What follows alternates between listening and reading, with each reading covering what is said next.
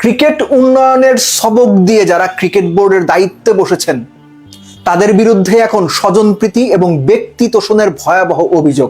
সবশেষ দেশি কোচদের দাবিয়ে রাখার জন্য সম্ভাব্য সবকিছুই করছে আমিনুল ইসলাম বুলবুলের নেতৃত্বাধীন বর্তমান ক্রিকেট বোর্ড।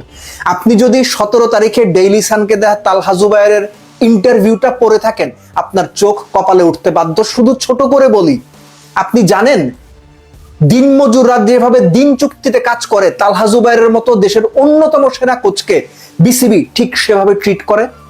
আপনি জানেন শন টেইট বাংলাদেশ দলের যিনি বোলিং কোচ, যার আন্ডারে বাংলাদেশ ক্রিকেট দল দুর্দান্ত পারফর্ম করছে পেস ইউনিট স্পেসিফিক্যালি, তিনি ক্রিকেট বোর্ডের কাছে তালহা জুবায়েরকে রিকমেন্ড করেছিলেন যে তাকে যেন হায়ার লেভেলে অর্থাৎ ন্যাশনাল টিম কিংবা ন্যাশনাল টিমের আশেপাশে কাজ করানোর জন্য ডাকা হয়। শন টেইট রিকমেন্ড করেছিলেন, ক্রিকেট বোর্ড তালহা জুবায়েরকে ডাকেনি।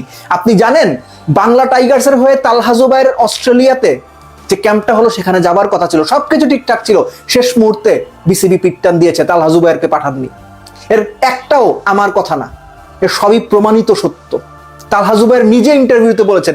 এর অন্যতম প্রধান কারণ কি জানেন? শুনলে আপনি হাসবেন।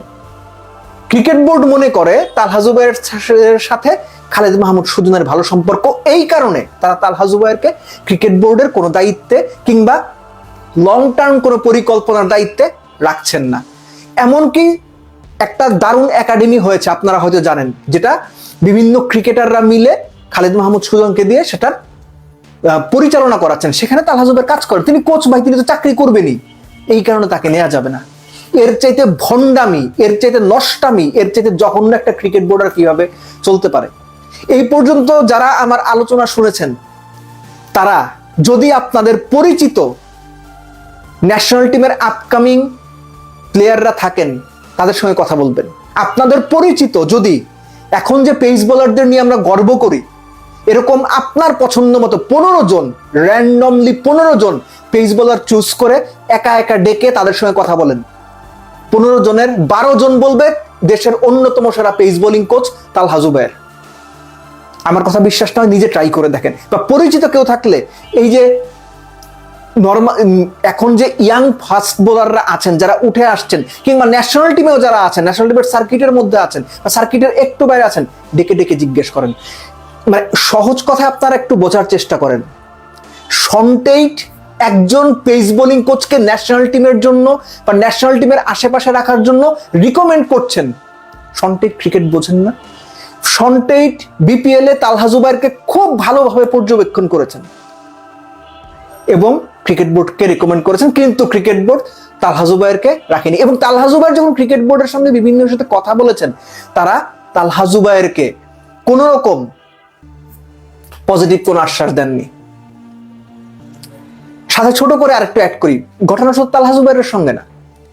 বিসিএল যখন টুর্নামেন্টটা হয়, আপনি কি জানেন সাউথ জোনের হেড কোচ কে ছিলেন? সোহেল ইসলাম, দেশের অন্যতম সেরা কোচ। বিভিন্ন মিডিয়ায় নিউজ, এখন আপনি সার্চ করে পাবেন। মিরাজ, তাইজুল, তানভীর, অন্যান্য যে স্পিনাররা আছে, দেশি স্পিনাররা, কোন রকম সমস্যা হলেই সোহেল স্যার দৌড়ায় সোহেল স্যারের কাছে যায়। সেই সোহেল ভাই আমাদের পরিচিত সোহেল ইসলাম, তিনি সাউথ জোনের কোচ ছিলেন। টুর্নামেন্টের বা ম্যাচের একদিন আগে সোহেল স্যারকে সরায় দেওয়া হয়েছে। সেখানে কারে কোচ নেওয়া হয়েছে জানেন? খোঁজ নিয়ে দেখেন। এখন আমি বলবো না, কোনো নামই এখন বলবো না, আপনারা সার্চ দিলেই পেয়ে যাবেন।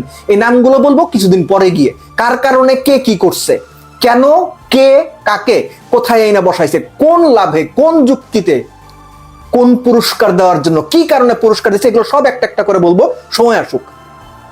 এই যে সোহেল ইসলামকে টুর্নামেন্ট শুরুর আগের দিন বা ম্যাচ শুরুর আগের দিন হেড কোচের দায়িত্ব থেকে সরায় দেওয়া, এগুলো দেশি কোচদের কি মেসেজ দেয়?